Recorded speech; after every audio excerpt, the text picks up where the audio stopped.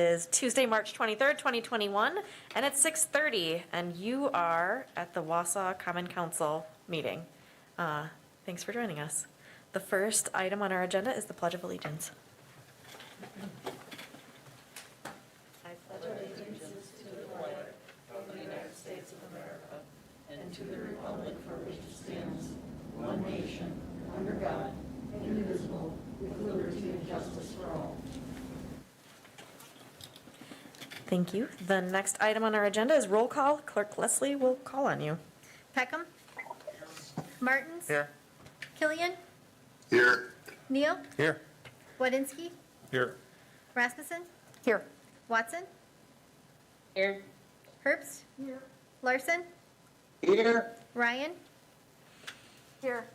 And Alder McElhaney is excused. 10 members are present. All right, thank you very much. Next item, proclamations. I don't have anything to proclaim tonight, so stay tuned for next time. Next up, pre-registered citizens for matters appearing on the agenda and other public comment. I just have one. Sherry Abbots, feel free to approach the podium and give us your name and address for the record. I have to stand back here. I have to go further close. This is Sherry Abbots. I'm at 1201 South 7th Avenue, Wausau, Wisconsin. I used to be District 10 representative. I'm only here to speak in response to Chief Tracy Kajawa on her retirement. I just wanted to say thank you for your service. I appreciate all the things that you have done for our District 10, as well as what you have done for Southwest Jones District with all the preliminary information that you gave us starting from 2006 when Chief Bookberger was on, as well as you were able to educate the residents as well as the young citizens that were interested in attending our neighborhood meeting. And you have done such wonderful things for the city and made our new, I'm trying to think of the name of it, where's that new fire Station 2? You know, it's beautiful, and all the new equipment that you guys have been able to do in order to make our city safer. I am truly going to miss you, Tracy, and I wish you the best of luck in your retirement, and thank you. Enjoy the gifts that were given to you earlier today, and that's representing the Southwest Jones District as well as from District 10. Thank you. Thank you very much. All right, that follows very nicely into our next agenda item that I might just wait for the hug to be over.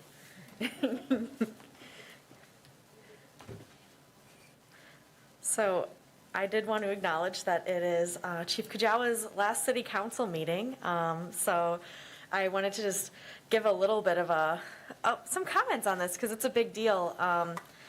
And so if you don't mind, I'll nerd out a little bit. But in evolutionary biology, there's a theory called punctuated equilibrium, and it posits that evolution isn't constant, but rather it's marked by intense periods of rapid change followed by long periods of stasis.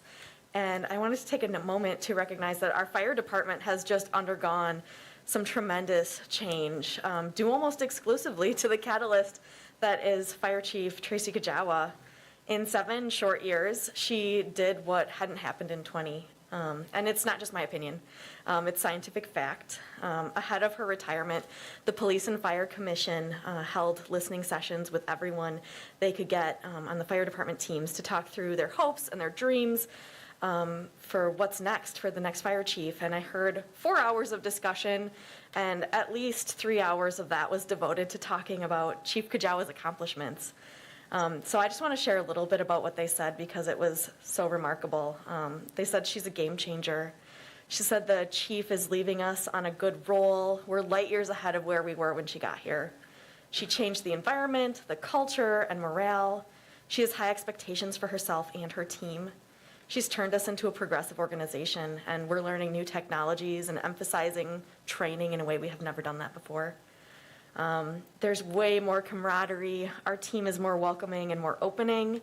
We're not stuck under anyone's thumb. They said that the Good Old Boys Network doesn't exist anymore. We want our next chief to be someone like Chief Kajawa.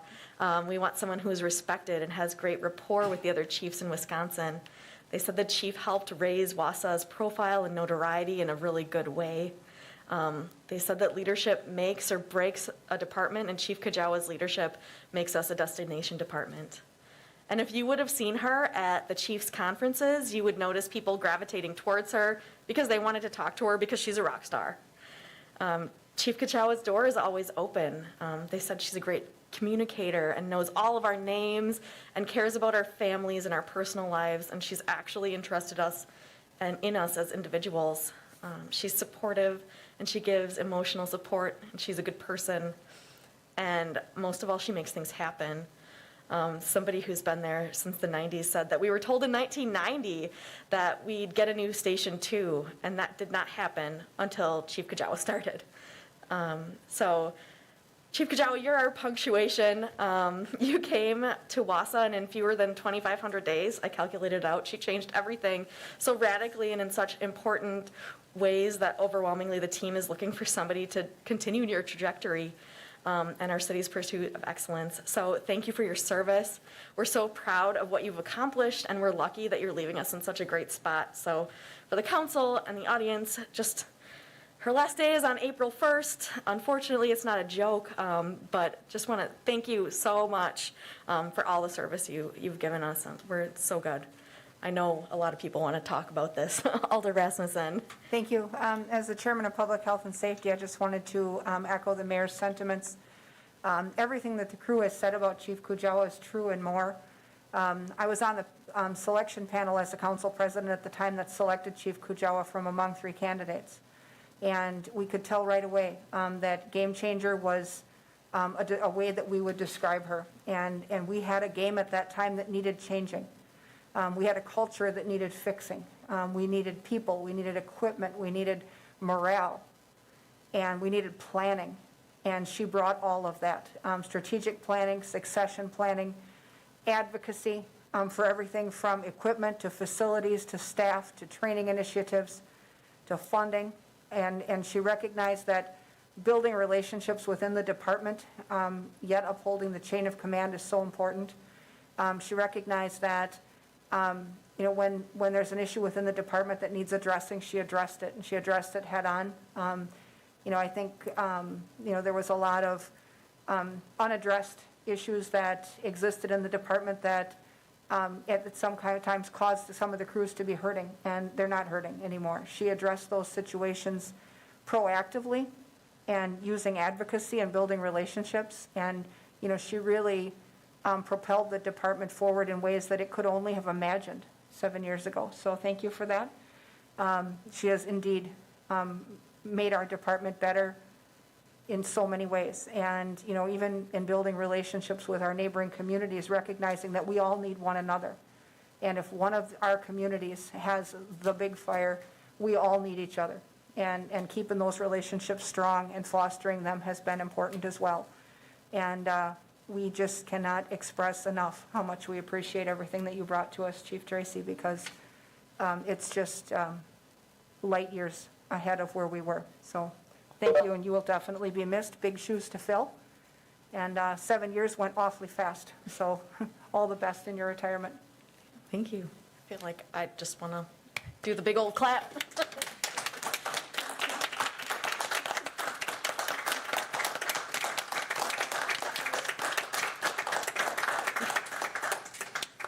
So now that you're red, Can you we'd see love it for through you the to mask?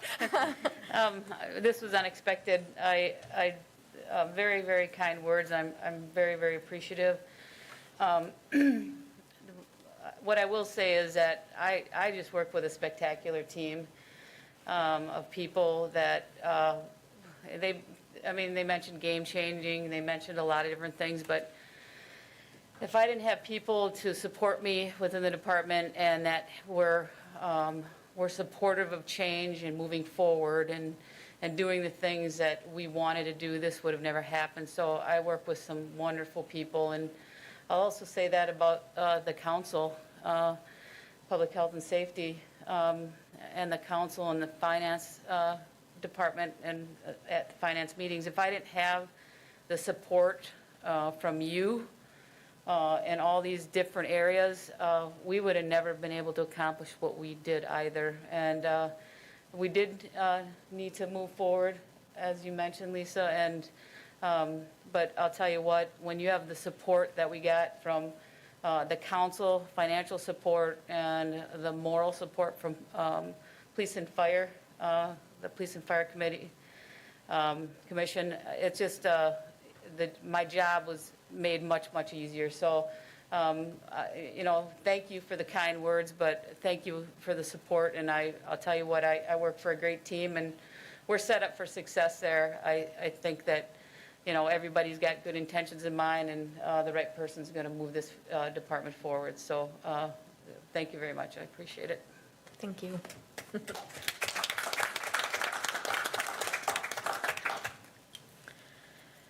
Okay, I guess time to get down to business again. Appointments. Item number 2103, oh, just kidding. I guess we'll do the consent agenda. The attorney likes it when I do things in order. File number 210301 through file number 200509. I would take a motion by Peckham to, I would like to pull the minutes for separate consideration, but I would move to approve the other two items in the consent agenda. all right, so minutes are pulled for separate consideration, but the other two items, we have a motion. Do I have a second? Second by Neil. I guess we're ready to vote on those two items. Peckham? Martins? Aye. Killian? Aye. Neal? Aye. Wedinski? Aye. Rasmussen? Aye. Watson? Aye.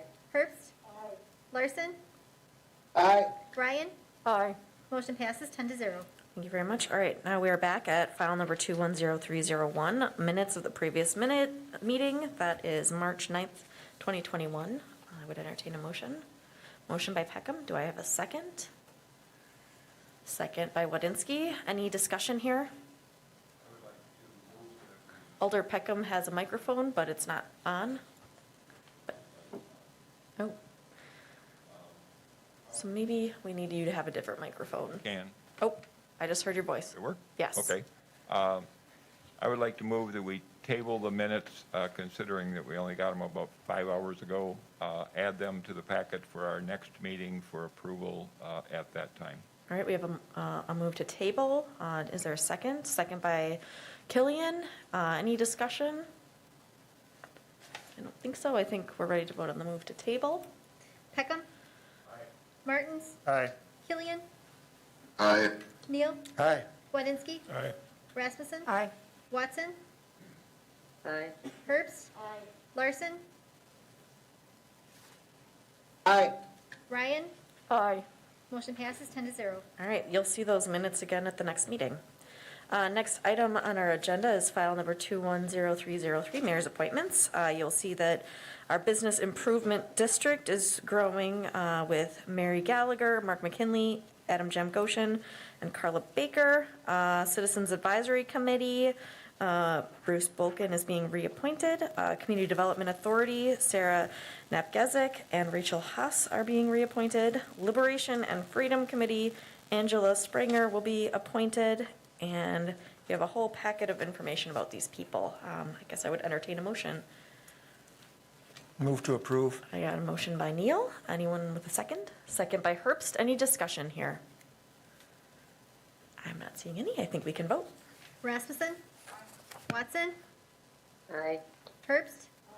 Larson? Aye. Ryan? Aye. Peckham? Martins? Aye. Killian? Aye. Neal? Aye. Wedinski? Aye. Motion passes 10-0. Thank you very much. Moving on to file number 200509. It's a resolution from the Finance Committee waiving the Wausau Municipal Code 3.06.010, parent A, for license applicants for 2021 license year due to extraordinary financial hardship resulting from COVID-19 pandemic. I would entertain a motion. Motion by Rasmussen. Do I have a second? Second by Neil. Any discussion on this?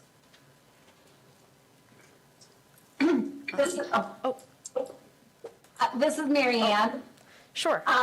I think we were proposing a change to the resolution. When we had talked about it internally as staff, we had gone through some of the areas where we have tripped people up as far as amounts due, like their personal property tax. And we found that it wasn't just the Class B restaurants that had some delinquencies. There were other entities that rely on licenses from the city, such as taxi cab companies. And so while we focused our conversation at finance on Class B, and we did reduce the licensing fee for Class B, we were hoping to obtain a waiver on all of the fee requirements for the year 2021. Okay, thank you. Alder Rasmussen. Thank you. Given Mary Ann's comments, we did indeed talk about this. The ordinance allows for licenses, professional licenses, to be withheld from the applicant even after they've been approved by committee if the applicant owes the city money. Under the circumstances with the pandemic, we recognize that it's important that people be allowed to work or they will not be allowed or able to pay us. And so I will make an amendment to this that we include that waiver of that provision for all license types for this year. If I could get a second for that. Okay, so we have an amendment to waive. Doesn't that just apply to Chapter 5 business licenses? I will Yes. second it. Yes. Okay, thank you. Okay, so the amendment is to waive, I'm sorry. 3.06.010. So to waive that Zero. provision for all license types for business Oh, licensing. all license types. Okay. All right, so we have a motion, and I heard a second from Alder Larson. Is there Yes. any discussion on this amendment? Okay, it looks, so we're voting on the amendment, and then once amended, we will vote on the resolution. We're ready to vote. Wadinski, Aye. Neal, Aye. Killian, Aye. Martins, Aye. Peckham, Rasmussen, Aye. Watson, Herbst, Larson, Aye. Ryan. Aye. Motion passes 10-0. All right, so we have an amended version of the resolution. Is there any further discussion on this, or are we ready to rock? I think we're ready to vote. Peckham, Martins, Aye. Killian, Aye. Neal, Aye. Wadinski, Aye. Rasmussen, Aye. Watson, Herbst, Larson, Aye. Ryan. Aye. Motion passes 10-0. Thank you very much. All right, we are moving on to file number 201109.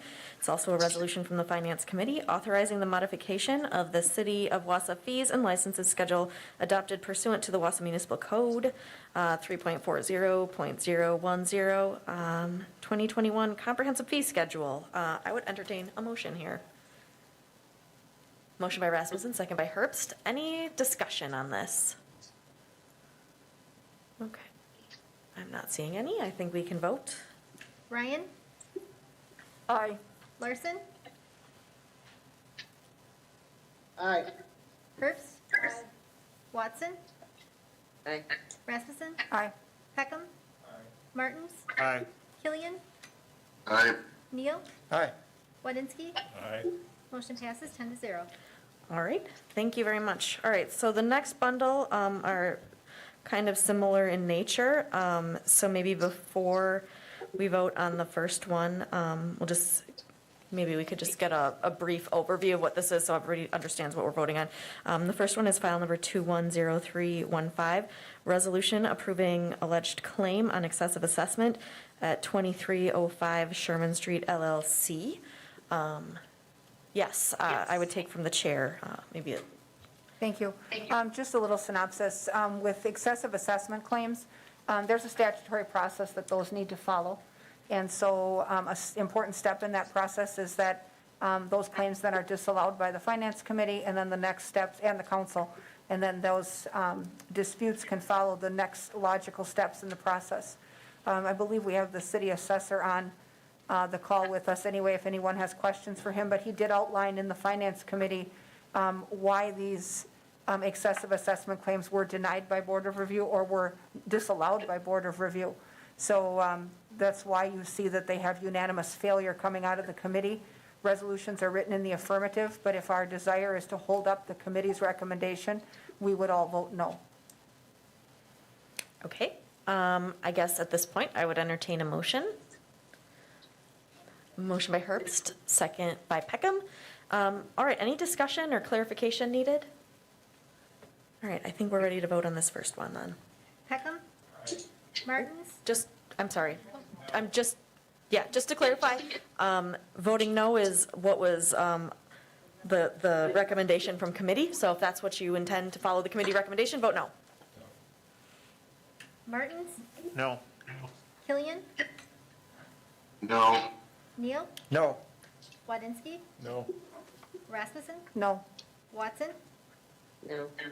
Herbst? No. Larson? No. Ryan? No. Motion fails, 0 to 10. Okay, next item, file number 210316, resolution from the Finance Committee approving the alleged claim on excessive assessment at Boston Inc. That's 1818 Stewart Avenue. I would entertain a motion.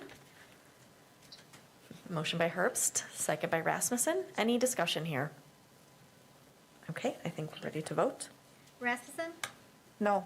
Watson? No. Herbst? No. Larson? No. Ryan? No. Peckham? No. Martins? No. Killian? Alder Killian? Neal? No. Wadinsky? No. Motion fails, 0 to 9. Okay.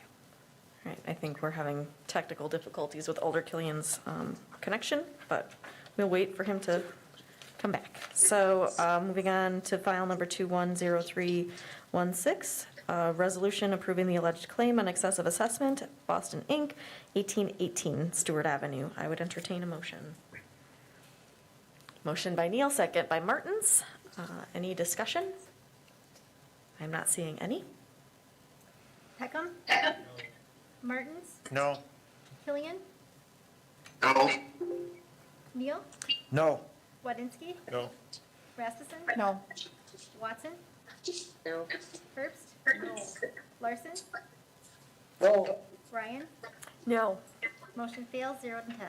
Okay, thank you very much. All right, our last excessive claim resolution is file number 210316, a resolution from the Finance Committee approving the alleged claim on excessive assessment for Boston Inc., 1820 Stewart Avenue. I would entertain a motion. Motion by Peckham, second by Herbst. Any discussion? I'm not seeing any. I think we can vote. Rasmussen? No. Watson? Herbst? No. Larson? No. Ryan? No. Peckham? No. Martins? No. Killian? No. Neal? No. Wadinsky? No. Motion fails, 0 to 10.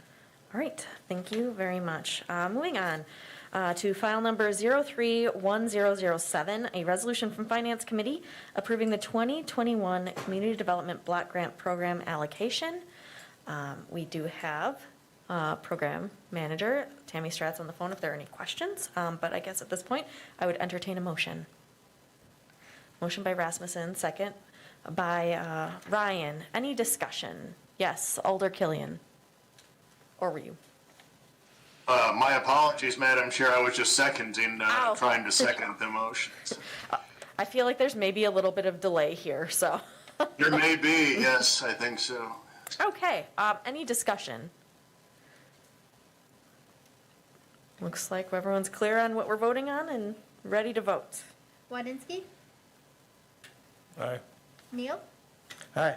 Killian? Aye. Martins? Aye. Peckham? Ryan? Aye. Larson? Aye. Herbst? Watson? Aye. Rasmussen? Aye. Motion passes 10 to 0. Thank you very much. All right, file number 201109, it's a resolution also from Finance Committee approving the purchase of a fire ladder truck and related budget modification and debt issuance. I would entertain a motion. Motion by Rasmussen, second by Neal. Any discussion here? Alder Ryan. Thank you, Mayor. As part of finance discussion last meeting, what was it, 2 weeks ago, we talked about the fire truck, and I guess since it's not planned on the budget for this year, I'm wondering if Tracy or Mary Ann, can you give more specifics on what kind of payments are necessary when? Since the truck will be, is on like a 1-year waiting list to be manufactured, so that, do we really have to issue debt, or could we work out a payment plan?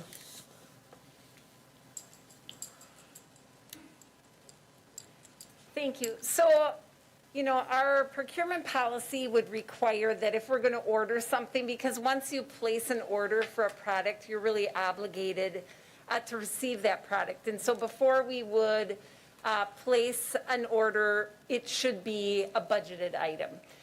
Deb is right that truck won't be delivered, and so we won't actually have to outlay cash until probably 12 months, but we should have the item budgeted. So a component of this resolution is the budget modification. We are looking to borrow funds. The motor pool fund, which is relied upon to fund all of our rolling stock, has been pretty much depleted because this last year we purchased 2 engines for the fire department, which were over $1 million, as well as all of the other obligations. As you probably know, we are in the midst of a motor pool study. We've hired a consultant to come in, review the operations of the motor pool, and also to provide some guidance as to fee structures. And we're hoping that will help us sustain the motor pool into the future. $1 million acquisition is a pretty hefty purchase. And as we pointed out in the memo and spoke with finance, the cost of the debt is probably, the interest is going to be about $10,000 a year. And the current truck is way past its obsolescence point, and now has some safety issues as well. So when we look at ongoing maintenance of that obsolete piece of equipment versus paying for the debt, we probably will save more money than we will actually spend. To Deb's point, oftentimes these companies do offer discounts if you pay in advance. We have not gotten to that point to talk about them, but that would be another way to reduce that interest cost by paying some of it ahead.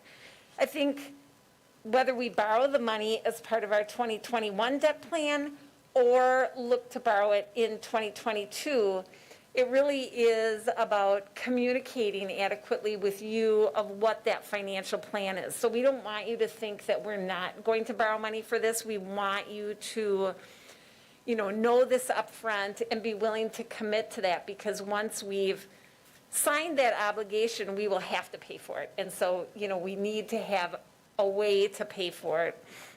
I will be talking to our financial advisors. As you know, interest rates are very affordable today, and so we'll measure that, and we would have some interest earnings if we borrowed it. We usually don't borrow until mid-year, so, even if we took possession of it, mid-next year, we would just have the funds on hand for not a very long period of time, and we would look at all of those in our borrowing calendar. And then, of course, that would come to finance for consideration and on to Common Council. So I guess I just wanted to kind of mention, it just seems for the truck for $1 million. It doesn't seem like it's worth borrowing at this point for such just one item, when we have been doing borrowing for higher amounts. And we have yet to look at the surplus from 2020, which, once the finance looks at it and makes recommendations, possibly some of that surplus could go towards the truck. So thank you for the clarification, Mary Ann. We did, when we went through the motor pool, this was, probably a month before we actually discussed the ladder truck purchase. I did at that time present a proposal to finance that surplus for 2020 be allocated to the motor pool fund as well.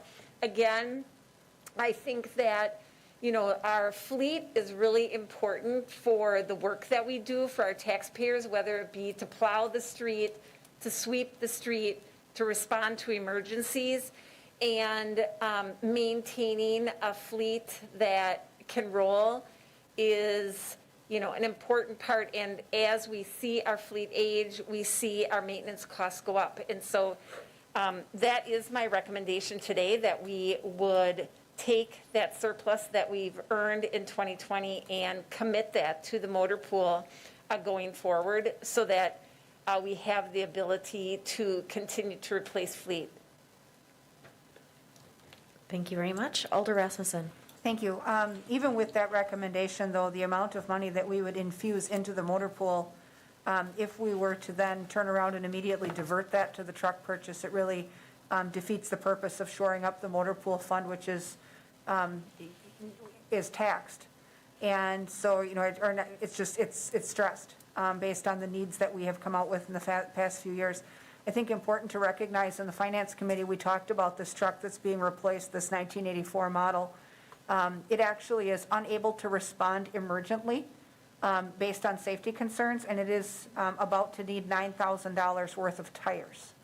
And so that's part of why we decided a truck like this has a 25-year lifespan, and we tend to issue shorter-term debt so that we could safely borrow the money and retire the debt well in advance of the lifespan of the vehicle. And my understanding was that this purchase would be worked into our 2021 debt issuance, and we would not borrow for just the one item. We would borrow for everything we need for 2021 in one borrowing resolution. This would just be part of that. So we wouldn't issue separate debt for the truck. So we did have that discussion in the committee and decided to bump this purchase ahead by 1 year. It was originally scheduled for replacement next year, but based on the fact that emergency equipment needs to respond emergently and our old truck can't, and interest rates being what they are, we opted in finance to move forward. Thank you. Thank you. Are there any more comments or questions? Yes, Alder Peckham. I think this is solidly thought through, and we should approve it. I'm just curious what happens with the old truck. I guess we'll hear from Deputy Chief Bartek about that. Good evening. Good question. Mark Hansen and myself, or our department, the fleet owns the truck. Part of the fleet program we pay to the city. We rent that truck back from them. That truck will be decommissioned and it will be sold at auction, as far as I understand. Thank you. Any other questions, comments, concerns? Looks like we're all ready to vote on this. Rasmussen? Aye. Watson? Aye. Herbst? Larson? Aye. Ryan? Aye. Peckham? Martins? Aye. Killian? Aye. Neal? Aye. Wodinski? Aye. Motion passes 10-0. Thank you very much. All right. Item number 200317. It's a resolution from the Public Health and Safety Committee approving COVID-19 related mask requirements citywide. It's an extension of what we've been doing this whole time. I would entertain a motion. Motion by Neal. And a second by Larson. Any discussion? Alder Rasmussen. Thank you. This item is coming actually out of committee on a mixed recommendation, partly because some of the discussion we had in the committee was the fact that vaccines have ramped up in our area. Case counts are, still not at zero, but we are trending in the right direction. We're looking at some improvement in our situation in our community.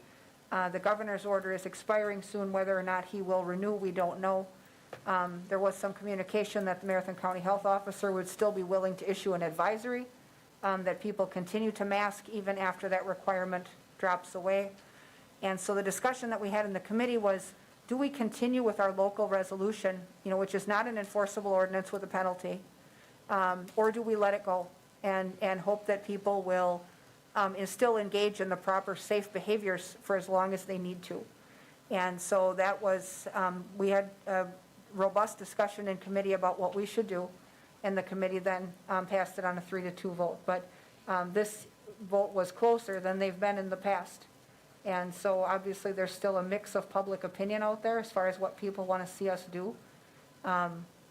Given the fact that it's a resolution and not an ordinance, some question its effectiveness, especially if the health officer is willing to issue public guidance in our place. So I think that's something I'd like to see us discuss and see how we feel about that as a governing body, that in the absence of a citywide order, is a recommendation from Marathon County Health sufficient at this point? So I'd be interested to hear what my peers think about that. All right, I have Alder Larson and then Alder Neal. Thank you, Madam Chair. I went out and I spoke to a lot of people the last few days, and I even addressed this with a half a dozen business owners, and I am not going to support this resolution at this time based on 98% of the people are not in favor of this. They want the businesses to make their own decisions. They want the citizens to make their own decisions. And that's all I have to say for this right now. I'm not going to support it. Thank you. Alder Neal. Thank you, Mayor. Well, obviously, this doesn't, preclude anybody from making their own decisions, businesses or individuals. And just like on various, occasions, when there's an issue that comes up that we feel a need for the city to make a definitive statement of position, this is one of them. This is a best practices question, and that's all we're doing is saying it's our belief as, council and administration that this would be the best thing to do, and we encourage you strongly to do that. And that's the extent of this whole thing. So, thank you. Thank you. I have Alder Ryan and then Alder Martins. Oh, your mic is not on. Can you turn your mic on, please? Thank you, Mayor. I have mixed feelings on this mask requirement that I've known people that have had it and were in the hospital at Wausau for a month and are still having lingering effects of memory and not even being able to drive. I had a friend that I was in contact with and ended up, she actually caught COVID while in Madison hospitals for over 2 months and died from that. I've talked to one senior that lives close to me that had went through COVID with some breathing issues, and he would not wish this on anyone. And another friend of mine feels the whole pandemic has been a planned pandemic, and that has some breathing issues, and that she feels that she cannot and does not want the mask because it impedes her breathing. So I do feel, though, we're over a year. We've made some very sound decisions not knowing what the pandemic was, and that some young uncles of mine in Upper Michigan died at age 5 and 7 in 1925 when there was a pandemic. So I have been supportive of not knowing where we were and where the vaccine is. I happened to get my first vaccine this past week. But I do know that at this point, we know about it, we know what to do and what is best practices. I've talked to some other seniors that have no intention of getting the vaccine, one way or the other. And it's been a daily discussion of how to handle it, and I appreciate keeping track of that information, that in prior pandemics regarding Legionnaire's disease, I don't remember us talking this much about a pandemic. But I do feel that at a certain point, we are near the vaccinations being available, and people can be responsible, and that as a city, I cannot agree with keeping the mask requirement. Thank you. Alder Martins. Thank you. I'm going to support this resolution. I think that increasing it or lengthening it 60 days until May 31st is still a prudent decision. While vaccination rates are increasing in the state, I think the last statistic I heard is that up to 25% of Wisconsin's population has had at least the first vaccination. There's still a long ways to go, and vaccination's not widely available to everybody. So, in echoing what Neil said about best practices and taking the charge, I think we still, we're not at the point where we can let up steam yet, and really go. We need to move forward. We need to keep this in place, till May 31st. I think by then we'll have a firmer handhold on what vaccination rates are, and we'll know really where the course of the pandemic is. And by then, we're back in summertime and people can socially distance outdoors, and that would be a more appropriate time for us to start to scale back as we see higher vaccination rates. We see an ease in being able to manage outdoor events and work towards using those summer months then to get our lives back to order. But, I think now is not the time, and we need to stay the course with this for another 2 months. Alder Peckham, I see you holding the microphone. Don't even have to raise my hand. Thank you. I'm with the proponents in this case. I think the Public Health and Safety Committee took a fairly modest step in only extending this mandate 2 months till the end of May. And I was just watching the news before I came to the meeting, and Dr. Fauci says we should continue to mask. So I'm with him and voting yes. Alder Rasmussen. Thank you. All valid, valuable feedback, which is what I was seeking. Obviously, the goal at the federal level now is that vaccination availability should be opening up for all individuals that are eligible, hopefully by May 1st. I hope that Wisconsin can meet that requirement also. One point of discussion that I've had with a couple of business owners in the last few days is that a number of them appreciate the fact that our mandate and the state one gives them some political cover for requiring it in their establishments, and kind of makes it easier for them to post a sign saying, by government order, or by municipal order, or by state order, or whatever, that masks are required. And it kind of takes the fight away from them and their customer, and gives them that extra level of cover where they're not, going hand to hand with their client and requiring it individually, because they're able to utilize our requirement as the reason that the sign is up and that people need to comply. Obviously, not all businesses are in that scenario, but I have heard from a couple that said, they really appreciate our state so far not taking the steps that other states have taken, where they just throw the door open and then leave the fight for the business owner. So, that's something too that we could take under advisement. I also have mixed feelings about this. I am glad that we were in committee conservative in our approach in making this shorter and not longer. I think that we are close to the finish line on a lot of these things. And, I do have a concern that, if the news comes out tomorrow and says, City of Wausau lifts mask requirement, what happens then? I would certainly hope that people that are concerned about transmission of the virus in either direction would continue to mask and continue to follow those best practices. If this does not pass tonight, I would certainly hope that the Marathon County Health Officer then would issue that public advisory that she's been agreeable to do. So, regardless of how this comes out, I think the message going forward needs to be that we obviously support people to continue to be safe until the vaccines take off and until they're more widespread. So thank you for the feedback. Thank you.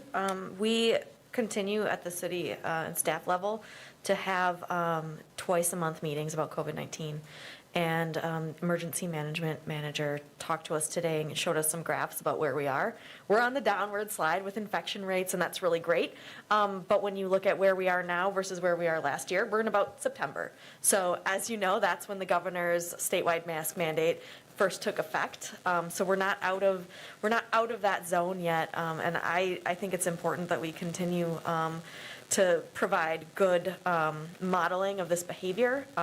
I realize it's not popular, and I'm really excited sometime this year, probably to see your faces again, and to see smiles and all of that. But I think that right now it's really important to continue this. So is there any other discussion on this before we vote? I think we're ready to vote.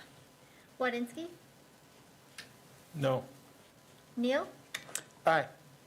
Killian, Aye. Martins, Aye. Peckham, Rasmussen, Aye. Watson, Aye. Herbst, Larson, No. Ryan, No.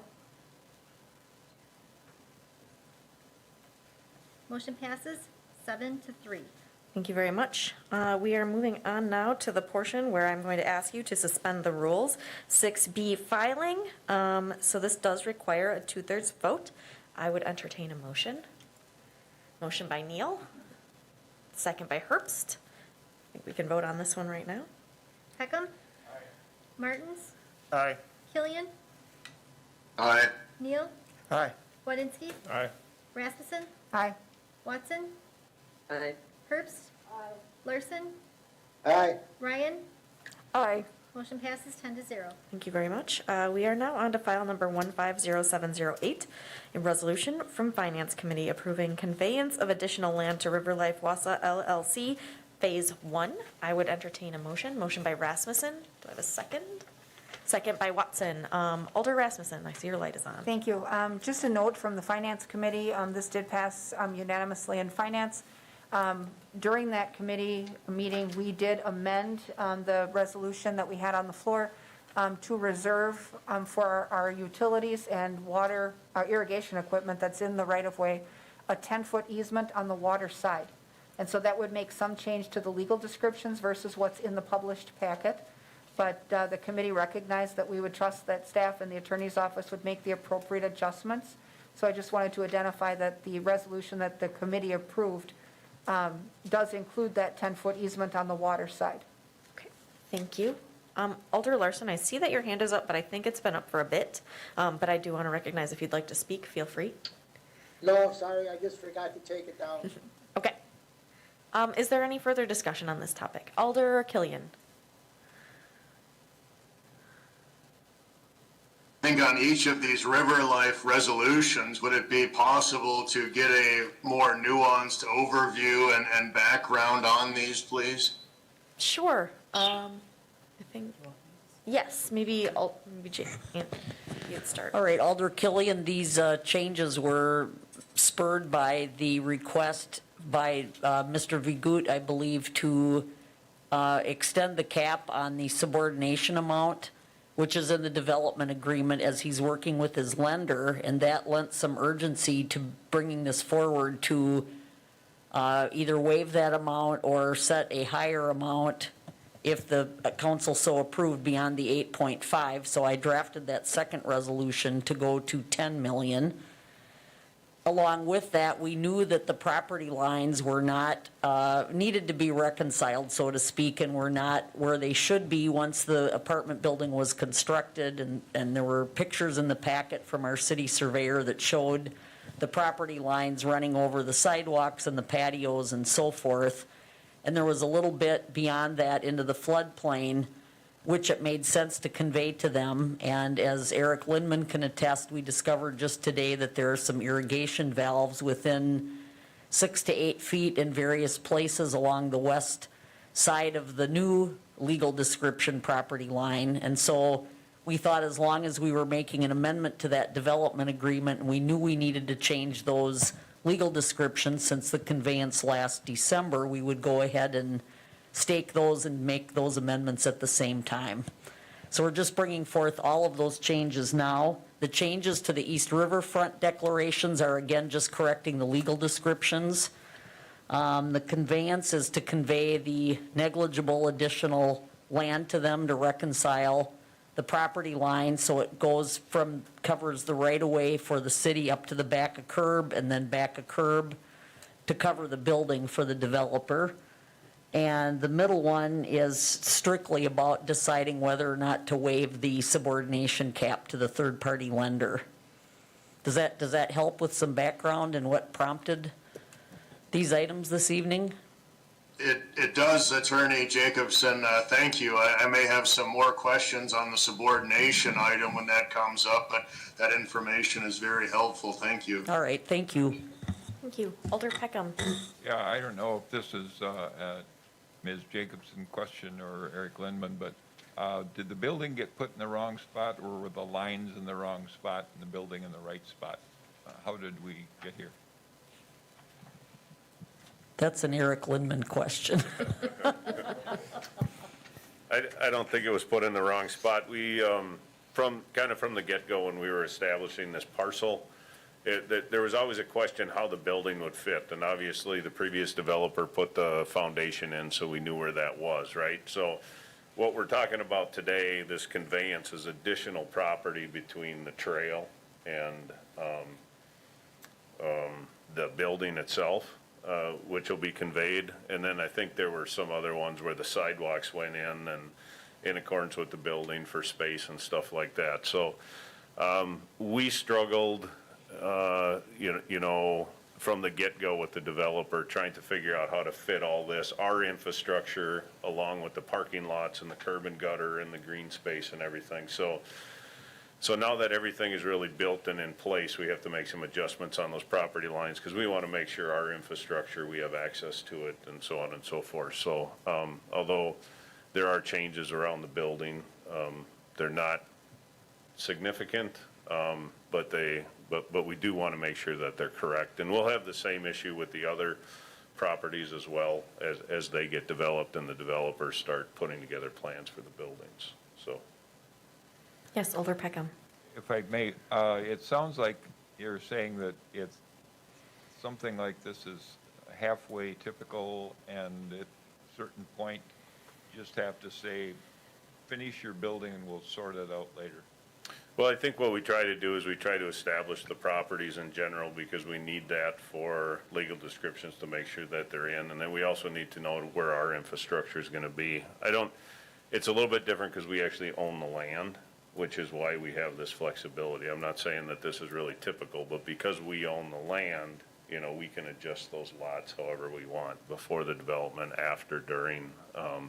You all have that authority to do that, so. Okay. Are there any other questions on this? I'm not seeing any. I think we're ready to vote on this item. Peckham? Aye. Martins? Aye. Killian? Aye. Neal? Aye. Wodinski? Aye. Rasmussen? Aye. Watson? Aye. Herbst? Larson? Aye. Ryan? Aye. Motion passes 10-0. Thank you. We are now on item number 150708, a resolution from the Finance Committee authorizing express written consent to subordinate the city's mortgage to Riverlife Wausau LLC to a third-party lender exceeding $8.5 million. I would entertain a motion. Motion by Rasmussen, second by Neal. Any discussion here? Yes, Alder Killian. Thank you, Madam Chair. Again, I think on this item particularly, some additional details would be helpful. And also, would this impact, does this put the city in a secondary or tertiary position then on potential collection in the future if necessary? what impacts or exposure could this have? And secondly, what benefit would this be to the city to approve this? Thank you. Yes, Alder Killian, is that, did somebody raise their hand that wanted to speak to that? Is that Sean? Yes, Sean, do you want to go ahead and address that?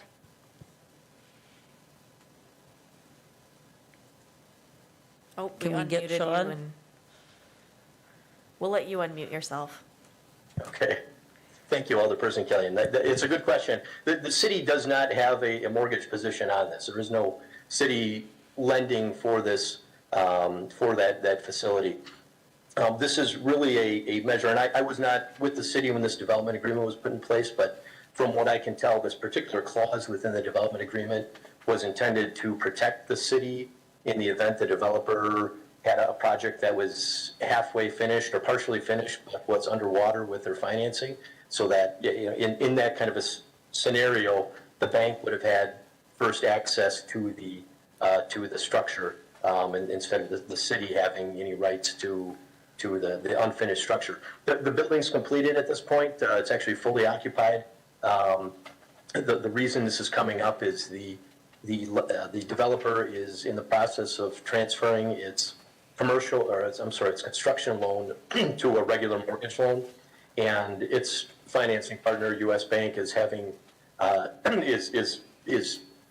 would like to see the development agreement change. This is a hindrance to that process. So this is really, from the benefit of the city, this is, I guess, the city's role, for better or for worse, in terms of being a good partner. We talk about partnerships with our developers and with our businesses in the community. This is kind of our turn to be a partner to the developer so that they can get some additional financing. But one other note about the financing, they did go about $1 million over on their project costs. When the development agreement was put together, it was for a 60-unit apartment building. They ended up doing a 72-unit apartment building, and there were some overruns beyond that $8.5 million that was subjugated within the development agreement. I'd want to give, thank you. Sorry, I interrupted Sean. Oh, yeah, no problem. Does that answer your questions, or are there any other questions on the background on this? It does answer my question, and just so that I'm understanding correctly, other than the kind of emotional, warm and fuzzy benefit of being a good partner, what you're conveying to me is that there's no additional utility for the city or municipal corporation in terms of finance or legal protections that, okay, thank you. It's innocuous. The clause is really innocuous at this point because of the fact that the development's complete. Thank you. Thank you. You're welcome. Thank you. Alder Rasmussen? Thank you, and also just for a point of clarification, the building is completed, occupied, and taxable. That said, though, we did identify that subordinating does not hinder the developer's ability to borrow, but it also doesn't relinquish any rights that we may have under the development agreement. And so one of the options that we had in front of us in the committee was to waive that off altogether. We opted not to do that, so subordinating does allow us to hold on to that string just a little bit longer. Even though the building is complete, we weren't willing to give that up quite yet. Okay. Are there any other questions or comments? I am not seeing any. I think we're ready to vote. Ryan? Aye. Larson? Aye. Herbst? Aye. Watson? Aye. Rasmussen? Aye. Wadinski? Aye. Neal? Aye. Killian? No. Martins? Aye. Peckham? Motion passes 9-1. Thank you very much. We are moving on now to file number 200826.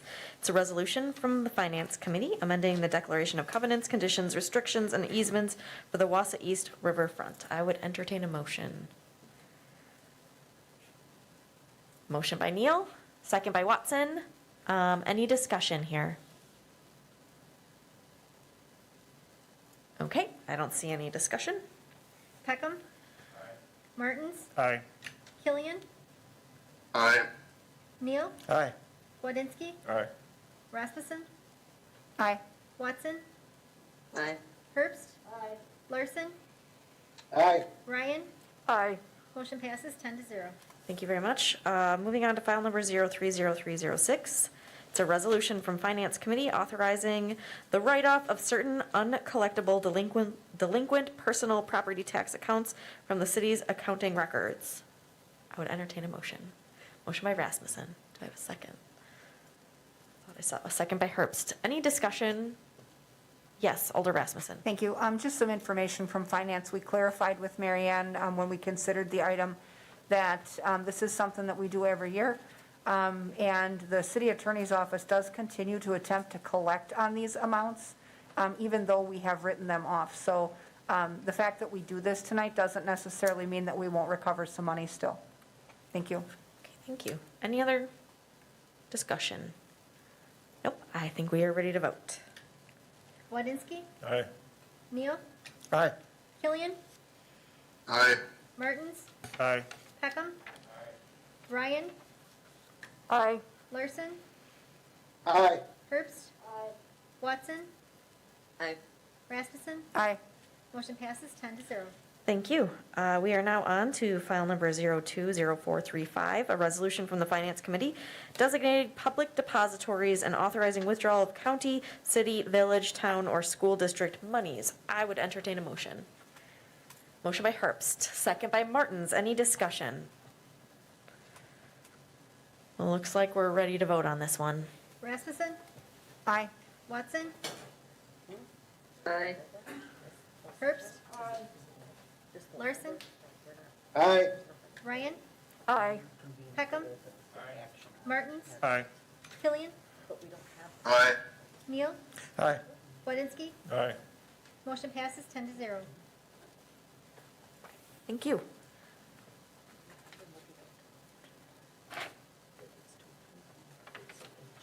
Oh, got it. Okay, so for the next item on the agenda, I would need a motion from an alder, and also that alder would agree to read the closed session language. Oh, I guess, but first, I would take some public comment and suggestions, if any. Oh. Hi. The resolution that you just adopted, its only change was to remove Robert Splinter, the old Assistant Finance Director, and to add our new Assistant Finance Director, Emily Lay. Emily's here tonight. She comes with quite a bit of experience. She came here from the village of Plover, and prior to that, she was with Cronenwetter. And so I'm thrilled to have her working in the department and with the team. And so I, as always, invite you all to reach out to anyone in the department if you ever have any questions. But I just really wanted you to get a chance to meet her. Okay. Welcome, Emily. We're super pumped you're here. Cool. Any other public comments? All right, I'm not seeing any, so now I will take that, I would take a motion from an alder willing to read a paragraph or so.